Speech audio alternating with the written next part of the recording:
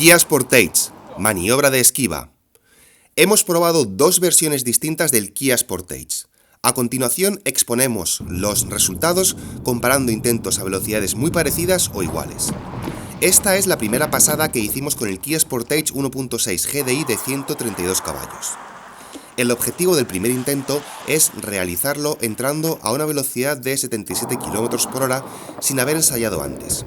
No logramos ajustar la velocidad a ese valor exactamente, sino que lo hicimos a 76 km/h.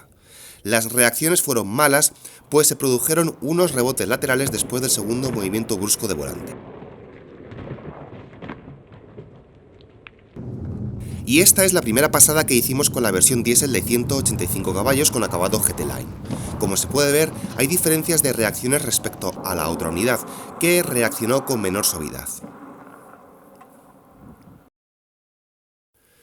74 km/h fue la velocidad máxima a la que superamos el ejercicio con éxito, con la versión 1.6 GDI.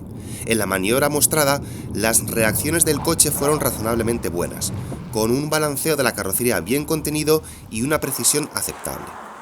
Esta pasada está hecha después de varios intentos previos.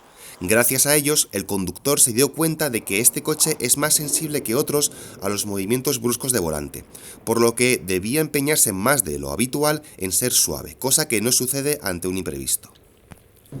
Con la unidad 2.0 diésel GT Line completamos este ejercicio a una velocidad máxima de 77 km/h.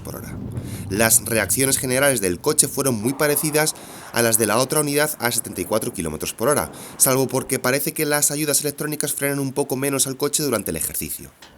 El conductor de este coche también tuvo la sensación de que las reacciones del Sportage son más sensibles de lo normal a los movimientos bruscos de volante.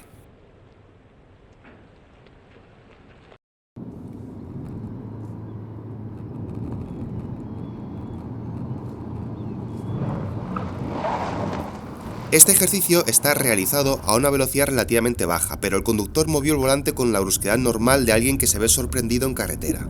La suspensión produjo unos rebotes amplios y preocupantes en la segunda zona de conos.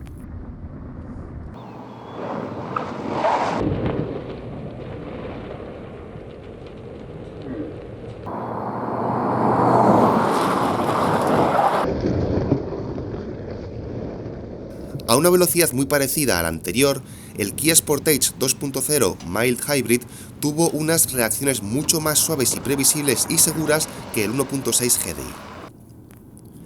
Esta pasada está realizada entrando en la zona de conos a una velocidad claramente mayor que en el caso anterior.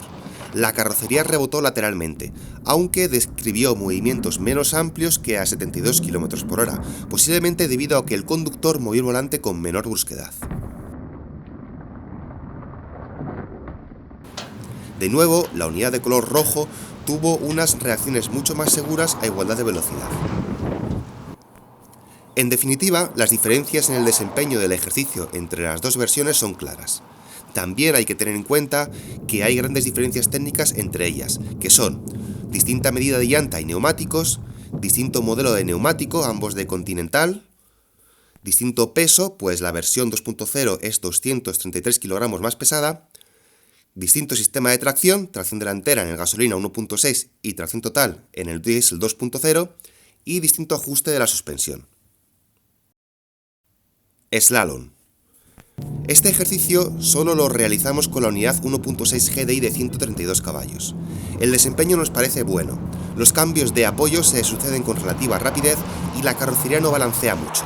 En ocasiones se puede apreciar que la fluidez en los cambios de trayectoria no es grande, debido muy posiblemente a la intervención de las ayudas electrónicas a la estabilidad.